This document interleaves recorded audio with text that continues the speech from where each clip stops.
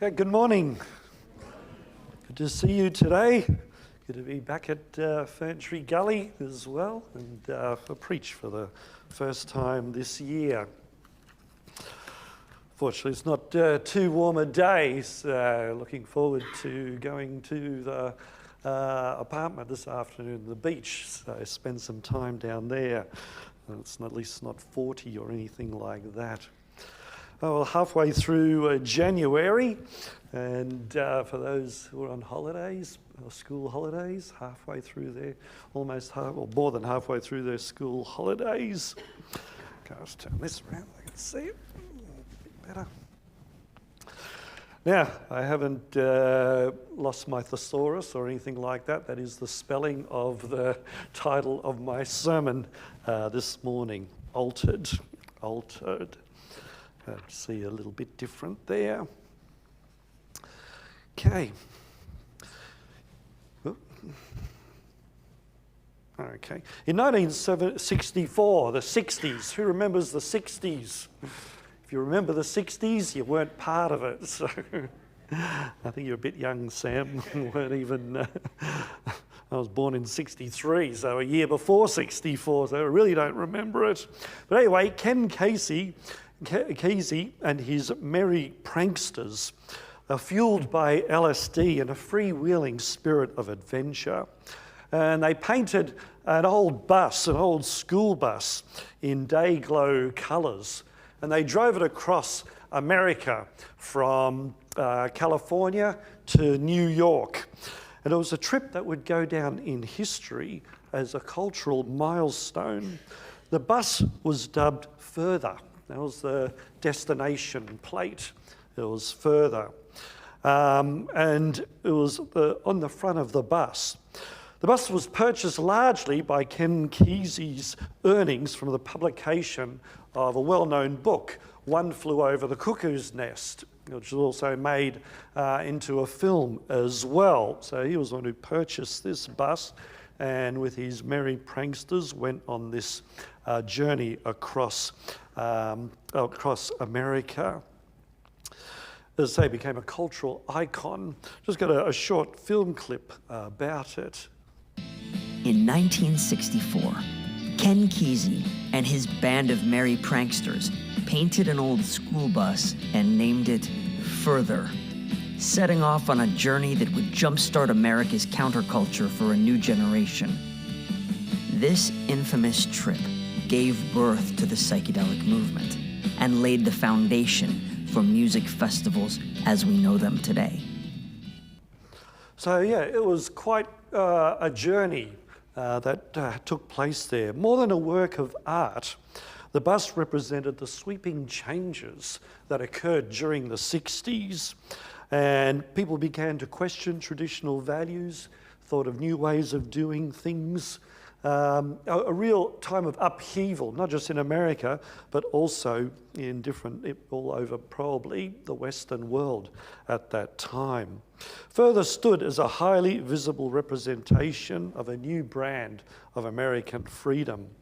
And the bus was the physical manifestation of the idea of a psychedelic trip. And of course, out of the 60s, the LSD and other psychedelic drugs came out of. Why they called it Further, it was symbolizing the quest for new experiences and new enlightenment. So the destination was always further, further, further, pushing the boundaries further, further. And those that lived through it, who are more in tune with traditional values, it was a time of great anguish. Where was the country heading? Where was the world heading? This was all part of what was going on. Today in the next sermon, and possibly the next, depending, we're going to be looking at another journey, actually. We're going to be looking at another journey. And it's a journey where a man was also told to go further, to go further. But this journey changed the world for the better. And thousands of years later, we are still the beneficiaries of that particular journey. It's the journey of Abraham. And we're going to be looking at especially his journey, but also the altars that he built and the significance of those altars for us today as well. Now, the original call to Abram is not actually recorded in Genesis. We actually have to go to the book of Acts to read the first call. Acts chapter 7, verses 2 to 4. Acts chapter 7 and verses 2 to 4.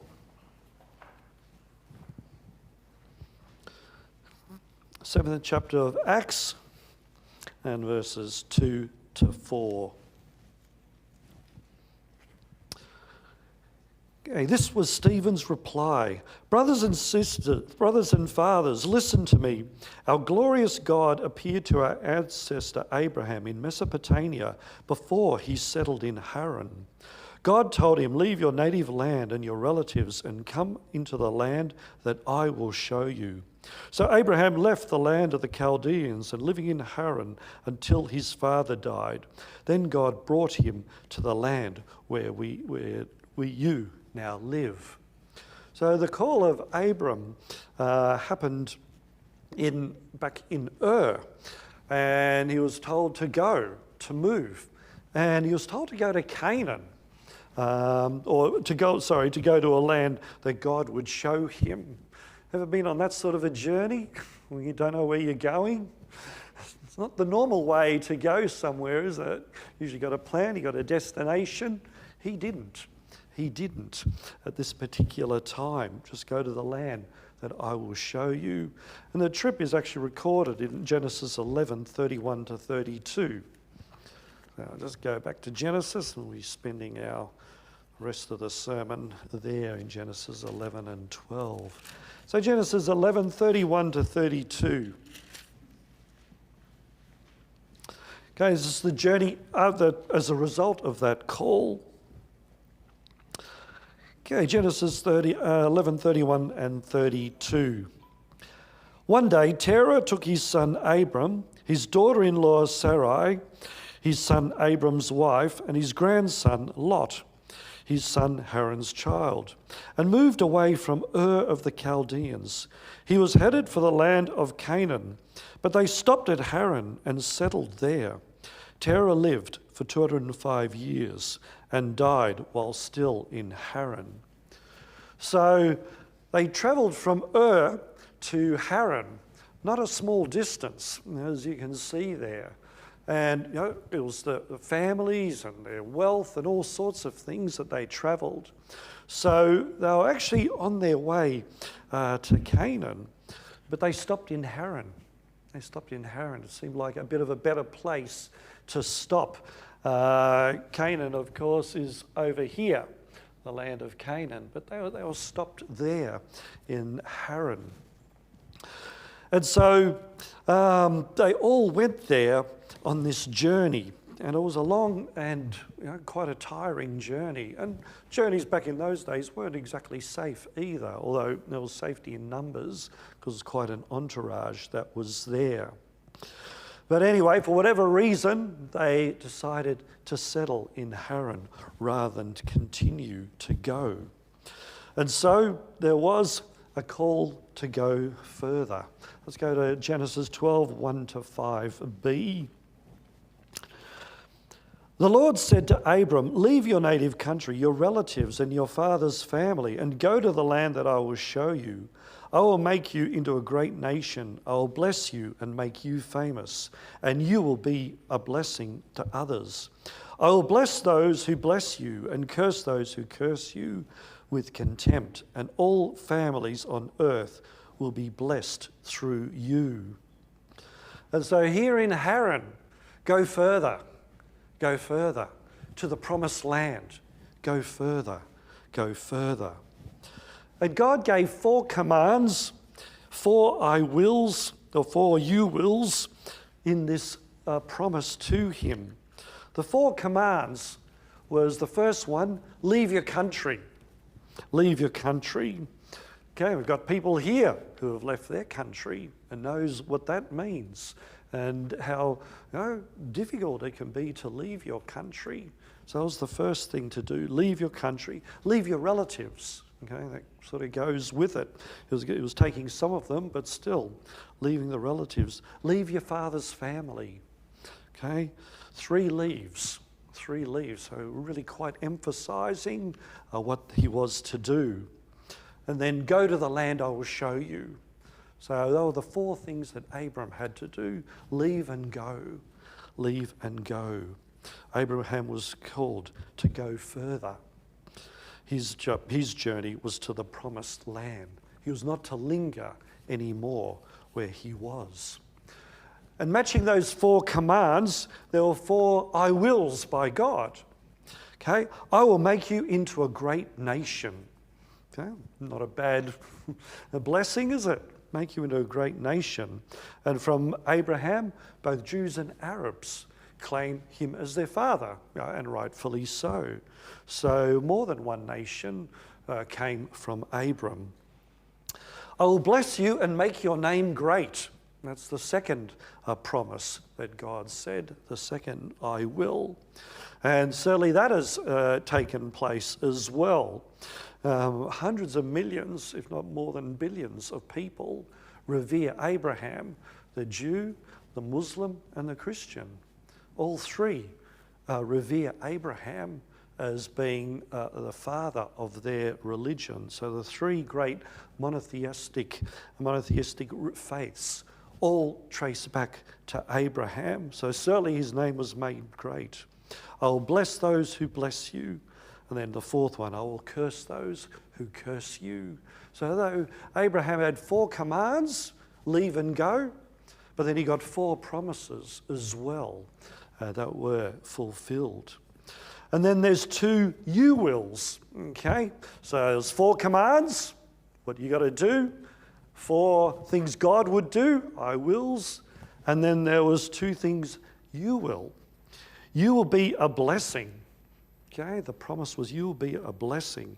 From Israel came both our scriptures, our Bibles, and also our Saviour. Can't get more of a blessing than that, can you? You will be a blessing. And then all families on earth will be blessed through you. So there's a promise for families as well.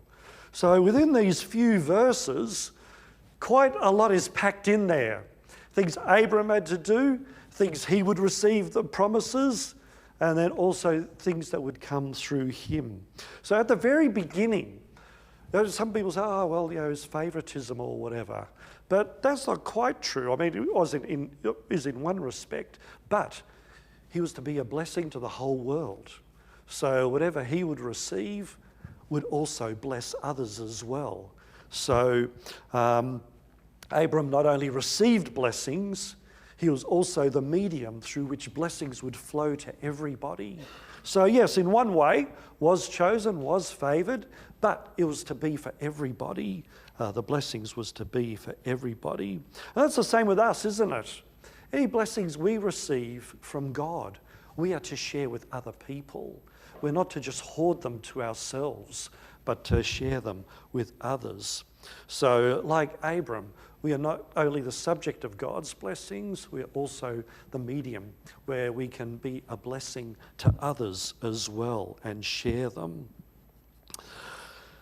And so, after Terah died, Abram's father died. That seems to have been the trigger for God to say, time to move on, time to continue on your journey. And so that's what they did. Let's read verses 4 to 5b of Genesis 12. So Abram departed as the Lord had instructed, and Lot went with him. Abram was 75 years old when he left Haran. He took his wife Sarai, his nephew Lot, and all his wealth, his livestock, and all the people he had taken into his household at Haran, and headed for the land of Canaan. So Abram obeyed. He obeyed what God had said, and he went with his household to an unknown destination within that land of Canaan. So no small thing. Probably everybody here has at least moved house, I imagine. I don't think anybody has been still in the house they were born in or anything like that. And moving house is not easy. and especially the longer you stay. Oh man, when Myong and I first moved, we just had the old youth van, Sue, that little small one. That's all we had, and it was half empty. Our first move when we arrived in Australia to go to our first posting in Warragul. Now, we'd need a couple of shipping containers if we were going to move now. So we've been in our house so long. One thing with regular moves, you ditch a lot of stuff. So that was one good advantage. We lived in a lot of houses and we moved a lot. And you're always ditching stuff with each move. You'd go to the tip a few times. But we've been in our house for about 11 years. Oh, man. I'd hate even the thought of having to move if we had to. But that's what Abram had to do. Pull up stumps and move to who knows where. He knew roughly where, but he didn't know exactly where he would be going. And so, Abram went off on this journey. Okay, let's see what happens next in Genesis 12, 5c to 7. 5c to 7. When they arrived in Canaan, Abram travelled through the land as far as Shechem. There he set up camp beside the oak of Moreh. At that time, the area was inhabited by Canaanites. Then the Lord appeared to Abram and said, I will give you this land to your descendants. And Abram built an altar there and dedicated to the Lord who had appeared to him. And so Abram arrives in the promised land. Now he's in Shechem, so he's well and truly in the land, the promised land. And so he journeyed to this place. So again, quite a long journey that he went to. And here God appears to him and gives an additional promise, or at least an explanation more of the promise. He appeared and he says, I will give this land where you are in Canaan. So now Abram knew exactly where the promised land was. It was the land that he was in.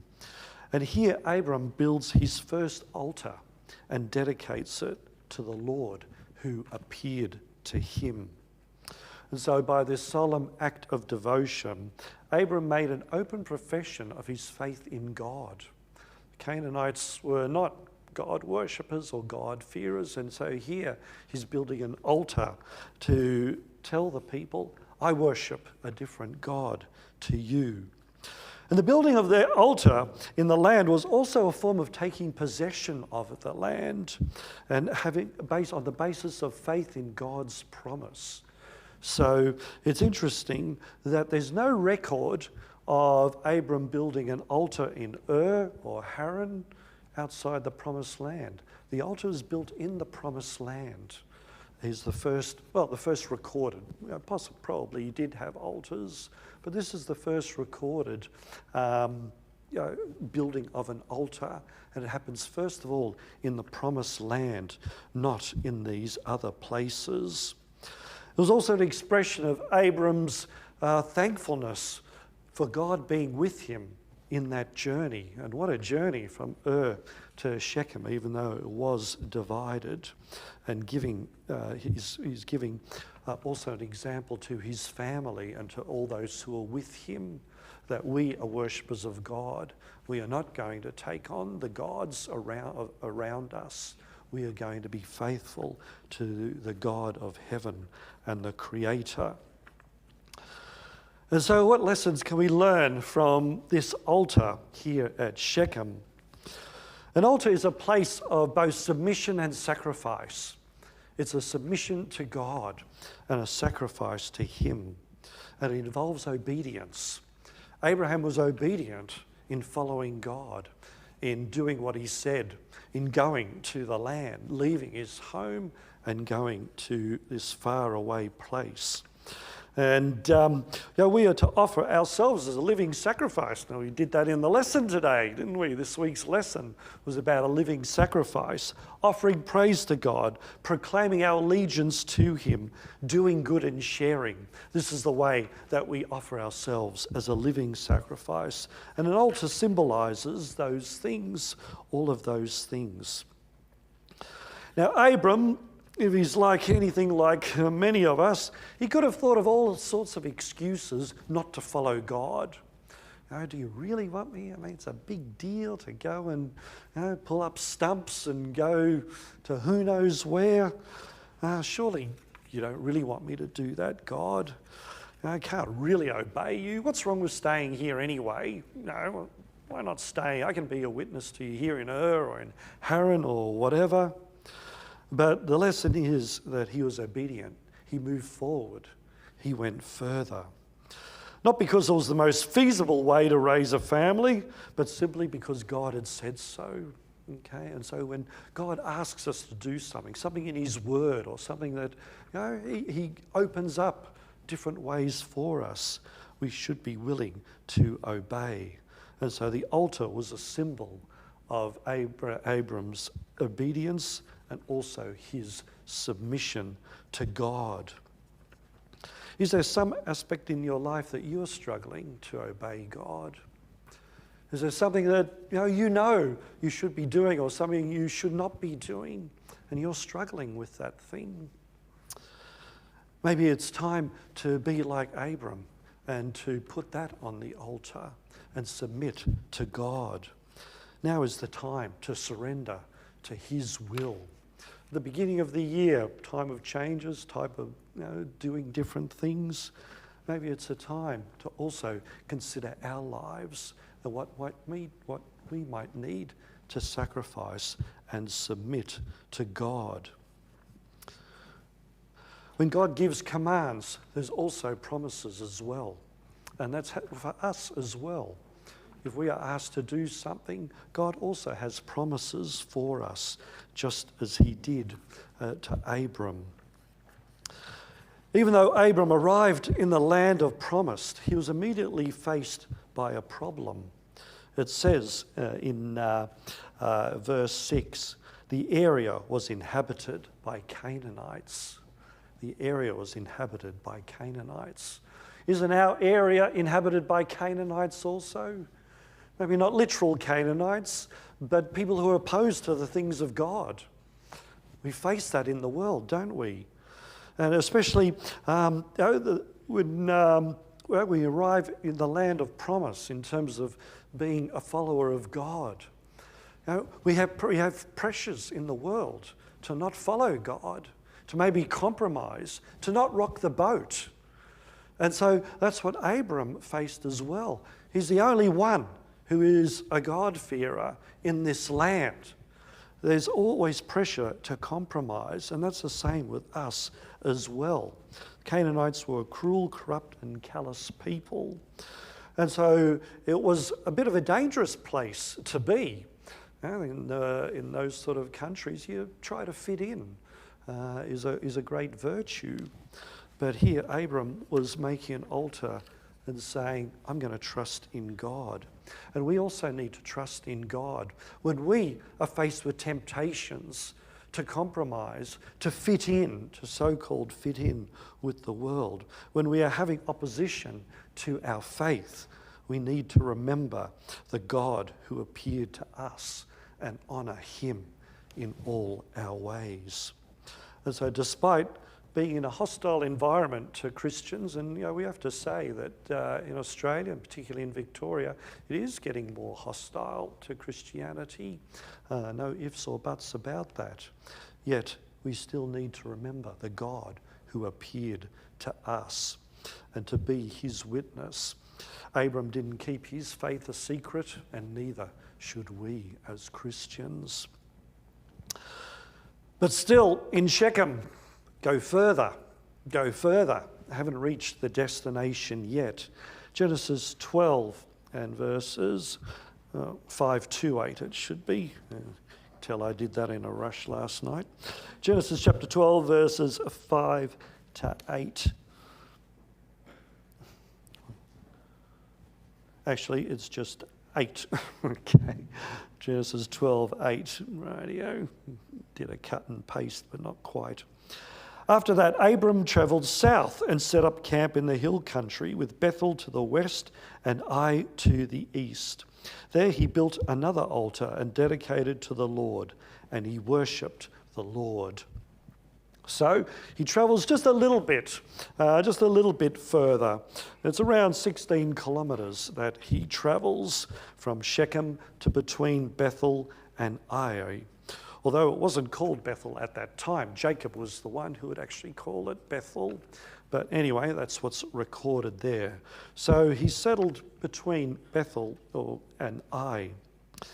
And although he was very rich and numerous in his family, with his family and his possessions, he still built an altar and worshipped God. He didn't rely on the things that he possessed. He didn't rely on those things as, they'll protect me or whatever. I've arrived, I don't need God's help. Instead, he makes an altar to God, reflecting his deep and personal relationship with God and reliance on him. Okay, it says in the King James, probably more well known, he called on the name of the Lord. That could also mean that he preached God as well. So with this altar, there was a way of also preaching to those around him, showing, because they would naturally ask questions, what are you doing? Who's it for? And so not only calling on the name of the Lord, but also proclaiming the name of the Lord as well. And so here again, even though I only moved a short distance, he still set up an altar to God. Okay, some lessons for us here. Bethel. Who knows what Bethel means? Who knows what Bethel means? The house of God. The house of God. And so, although it wasn't called that at that time, he was camped. He wasn't actually at Bethel. He was camped between Bethel and Ai. Now, Bethel means house of God, but Ai means something completely different. It means heap or ruins, okay? Heap or ruins. Now, I'm not a prophet or anything, but maybe AI, artificial intelligence, will lead us to heap and ruins. Who knows? We'll wait and see. Anyway, a bit of a parenthesis there.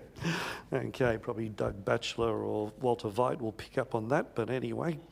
So yeah, he was camped between these two places, house of God and Ai, between the house of God and a heap of ruins, between those two places.